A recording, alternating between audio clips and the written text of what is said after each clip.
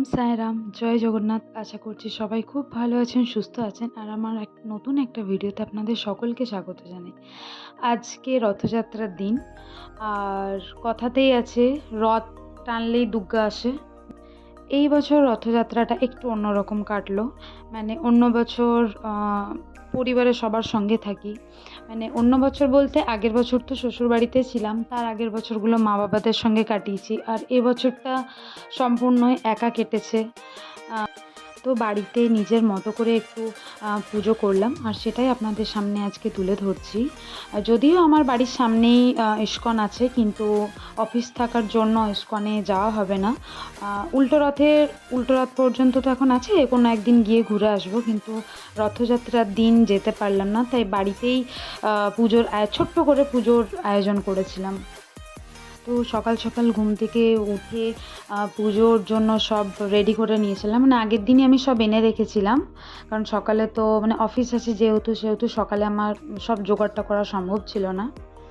তো যাই হোক, আমি জগন্নাথ দেবের কীভাবে আবির্ভূত হয়েছিলেন তিনি পুরীতে, সেই গল্পটা আপনাদের একটু ছোট্ট করে শোনাবো। মানে যতটুকু আমি জানি, যতটুকু আমি শুনেছি, তার মধ্যেও যদি কোনো ভুল হয় তার জন্য আগের থেকে আমি ক্ষমা প্রার্থী। আর আমাকে কমেন্ট বক্সে অবশ্যই জানাবেন যে আমি কোন জায়গাটা ভুল বললাম, তাহলে আমি মানে কারেকশন করতে পারবো যে না, আমার এই জানাটা ভুল ছিল। তাহলে চলুন শুরু করা যাক গল্পটা। কুরুক্ষেত্রের যুদ্ধের পর মাতা গান্ধারীর অভিশাপে শ্রীকৃষ্ণের যদুবংশ যখন একদম ধ্বংসের পথে, এমনকি শ্রীকৃষ্ণের যে স্বপ্নের দ্বারকাপুরী ছিল সেটাও যখন সমুদ্রের তলায় চলে গেল না, তখন শ্রীকৃষ্ণ একদিন মনের দুঃখে গিয়ে এক গাছের তলায় বাঁশি বাজাচ্ছিলেন। তো ঠিক সেই সময় যারা নামে এক শিকারী সেই জঙ্গলে শিকার করতে এলে শ্রীকৃষ্ণের পদযুগলকে তিনি পাখি ভেবেছিলেন এবং সেটাতেই বাণ মেরেছিলেন। এবং তারপর যখন তিনি সামনে গিয়ে দেখেন যে সেটা কোনো পাখি ছিল না, সেটা ছিল শ্রীকৃষ্ণের পদযুগল, তখন সে খুব মানে আফসোস করে এবং প্রভুর ক্ষমাপ্রার্থী হন। কিন্তু শ্রীকৃষ্ণ তাকে সেই সময় জানান যে এতে তোমার কোনো দোষ নেই, সবই পূর্ব পরিকল্পিত। তো এই কথা তো শুনে যারা খুবই আশ্চর্য হন যে তিনি বাণ মারলেন শ্রীকৃষ্ণর পদযুগলে, কিন্তু সেটা কোনো দোষ নয়। তো এটা শুনে না যারা অনেক হতবাক হয়ে গেছিলো। আর এটার জন্য না আমাদেরকে একটু চলে যেতে হবে ক্রেতা যুগে। মানে ক্রেতা যুগে যখন বালি এবং সুগ্রীবের যুদ্ধ হয়, সেই সময় রামচন্দ্র পেছন থেকে বালিকে তীরবদ্ধ করে মেরেছিল। তখন বালি রামচন্দ্রের থেকে জানতে চান যে এ আপনার কেমন বিচার। তো তখন রামচন্দ্র তাকে জানান যে তুমি চিন্তা করো না, তুমি এর ন্যায় বিচার ঠিকই পাবে। আর সেই প্রভু রামচন্দ্রই হলেন কৃষ্ণ এবং বালি হলেন যারা। এরপর ভগবান যখন দেহ রাখেন, তখন খবর পাঠানো হয় অর্জুনকে। অর্জুন এসে ভগবানের দাহ করলে সমস্তটা পুড়ে জানান তো ছাই হয়ে গেল, শ্রীকৃষ্ণের হৃদয়টির ওপর কিন্তু কোনো প্রভাব পড়েনি। তো পরে ভগবানের নির্দেশ মতো হৃদয়টি ভাসিয়ে দেওয়া হয়েছিল সমুদ্রে। আর ভগবানের সেই হৃদয়টি ভাসতে ভাসতে এসে উপস্থিত হলো পুরী সমুদ্রতে, যেটা কিনা সবর রাজা বিশ্ববাসু পেয়েছিলেন। সেই রাজ্যের রাজা ছিলেন ইন্দ্রদুম্ন এবং রানী ছিলেন মাতা গুণ্ডিচা। আর রাজা ইন্দ্রদুম্ন ছিলেন ভগবান বিষ্ণুর এক পরম ভক্ত। তো একদিন কি হয়েছিল না, রাজার রাজ্যসভায় এক ব্যক্তি এসে উপস্থিত হন এবং তিনি রাজাকে জানিয়ে গেলেন যে তাঁরই রাজ্যে কোনো এক গুহায় ভগবান বিষ্ণুরই রূপ নীলমাধব রূপে বিরাজ করছেন, যা সবর জাতিরা পুজো করছেন। তা শুনে রাজা তার রাজ্যসভায় সব পুরোহিতদের ডেকে পাঠান এবং এক পুরোহিতের ভাই, যার নাম বিদ্যাপতি, তিনি এসে ভগবানের সেই পরম রূপ খুঁজে বের করার দায়িত্ব নেন। তারপর সে খুঁজতে খুঁজতে সবর রাজা রাজ্যে এসে তিনি জানতে পারেন কোনো এক গুপ্তচরের সাহায্যে নীলগিরি পর্বতের গুহায় প্রভুর সেই অপরূপ রূপ নীলমাধবের পুজো করে আসছেন এবং সেটা করছেন হলেন সবর রাজা বিশ্ববাসু। কিন্তু তিনিও তখন মনে মনে ঠিক করেন যে তাকে তো সেই রূপ দেখতেই হবে। এই ইচ্ছা নিয়ে সে ওই রাজ্যেই বসবাস শুরু করেন এবং পরে বিশ্ববাসুর কন্যার সাথে বিবাহ বন্ধনে আবদ্ধ হয়। বিবাহের পর বিদ্যাপতি ললিতাকে জানায় যে সে প্রভুর নীলমাধবের রূপ দেখতে চায়, এবং ললিতা স্বামীর কথা রাখতে তার বাবাকে নীলমাধবের রূপ বিদ্যাপতিকে দেখানোর জন্য অনুরোধ করেন। তো মেয়ের কথা বাবা তো ফেলতে কিছুতেই পারেন না। তো তাই তিনি বিদ্যাপতিকে সেই রূপ দেখাতে রাজি হন ঠিকই, কিন্তু তার মাধ্যমে তিনি একটা শর্তও দেন। আর শর্তটা হলো এটাই যে সেই স্থানে যখন তিনি তাকে নিয়ে যাবেন বিদ্যাপতিকে, সেই সময় তার চোখ বাঁধা অবস্থায় থাকবেন, কারণ তিনি প্রভুকে হারাতে চান না। তো বিদ্যাপতি এই শর্তে রাজি হয়ে যান, এবং একদিন সকালে চোখ বেঁধে সেই স্থানে তাকে নিয়ে যাওয়া হয়। কিন্তু বিদ্যাপতিও খুব চালাক, তিনি যাওয়ার সময় না কিছুটা সর্ষে সাথে করে নিয়ে যান, এবং সেই সর্ষে পুরো রাস্তা ছড়াতে ছড়াতে যান, যাতে পরবর্তী ক্ষেত্রে সেই রাস্তা চিনতে পারে। এবং পরে যখন সে মূর্তি দেখেন, তিনি পুরো মুগ্ধ হয়ে যান, এবং তিনি ঠিক করেন যে রাজাকে সমস্ত সন্ধান দেবেন, এবং প্রভুর দর্শন করার পর তিনি রাজার কাছে ফিরে যান, এবং রাজাকে সব খবরটাই তিনি জানান যে তিনি নীলমাধবের খবর পেয়েছেন, এবং রাজাও খুব উত্তেজিত হয়ে পড়লেন, এবং রাজাও সেই রূপটা আর কি দেখতে চাইলেন। কিন্তু পরের দিন যখন গুহায় গিয়ে পৌঁছায়, তখন ওখানে গিয়ে তারা দেখেন যে প্রভু অন্তর্ধান হয়েছেন। রাজা মনের দুঃখে কষ্টে ফিরে গেলে রাজা ঠিক করেন যে তিনি এই জীবন আর রাখবেন না, কারণ তিনি প্রভুর রূপ দেখতে পাননি। তখন ভগবান তাকে বলে ওঠেন যে আমি তোমার কাছেই ফিরে আসব।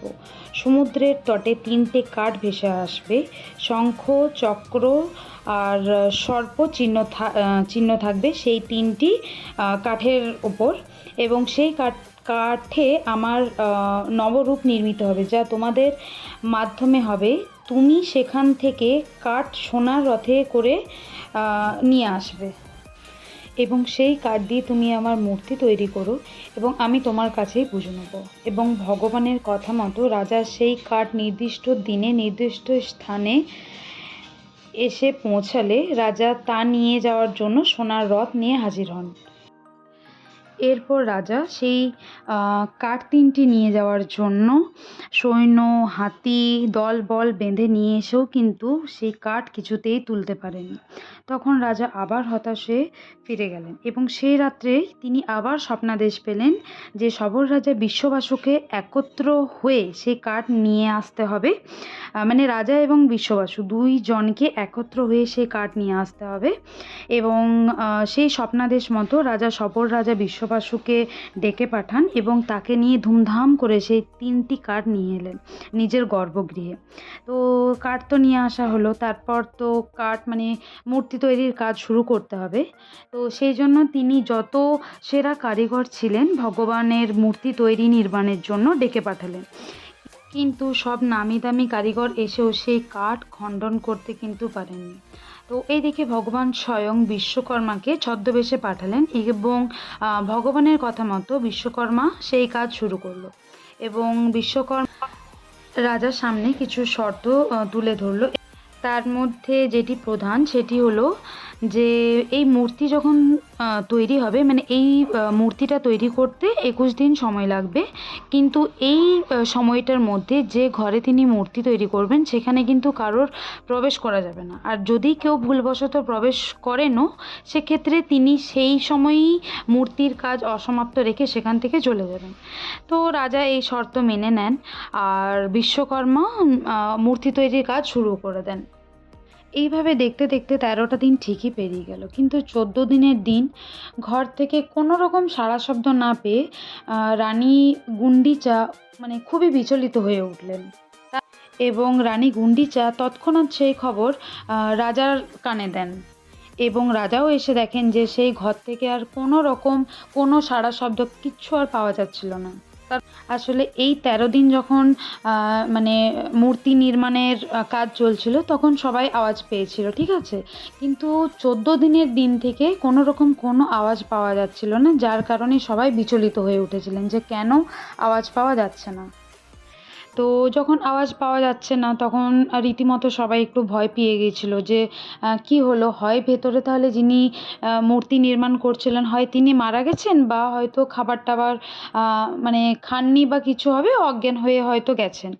তো এইসবের ফলে তারা মনস্থির করে যে দরজাটা ভেঙে ফেলতে হবে, এবং তারা যখন দরজা খুলে ভেতরে ঢোকে তখন তারা প্রভু জগন্নাথের এই রূপ দেখতে পান, মানে যে রূপে আমরা সবাই তাকে দেখি, যেভাবে পুরীতে এখন তিনি বিরাজমান। আর বিশ্বকর্মা মূর্তি তৈরির কাজ অসমাপ্ত রেখে সেখান থেকে চলে যান। আর এইসব অবস্থা দেখে রাজা আবারও হতাশ হয়ে যান এবং এই সম্পূর্ণ ঘটনাটার জন্য রাজা নিজেকেই দায়ী করেন। এরপর রাজা আবারও হতাশ হন এবং আবারও রাজা স্বপ্নাদেশ পান যে ভগবানের ইচ্ছেতেই তার এই রূপ নির্মিত হয়েছে, এবং এটার পেছনে যুক্তি ছিল এটাই যে ভগবানের হাত সবার জন্য সমান্তরাল এবং চোখের পাতা না থাকার কারণ একটাই, যে কোনো ভক্ত যেন তার কৃপা দৃষ্টি থেকে বঞ্চিত না হন। তো এইভাবেই শুরু হয় পুরীতে জগন্নাথ দেবের পুজো, যা আজও চলে আসছে। তো এই ছিল আজকের গল্প। কেমন লাগলো আমাকে অবশ্যই জানাবেন। কোনো ভুল ত্রুটি যদি হয়ে থাকে আমাকে কমেন্ট বক্সে অবশ্যই জানাবেন। আমি যতটুকু জানি খুব মানে ছোট করেই বললাম, কারণ বড় করে যদি আমি বলতে যাই তাহলে ভিডিওটা অনেক বড় হয়ে যাবে, যেটা কিনা আপনাদেরও দেখতে ভালো লাগবে না।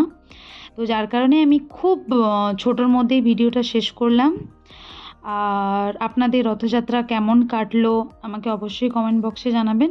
আজকের মতো আসি তাহলে, আবারও দেখা হবে খুব শিগগিরই অন্য কোনো একটা ভিডিও নিয়ে।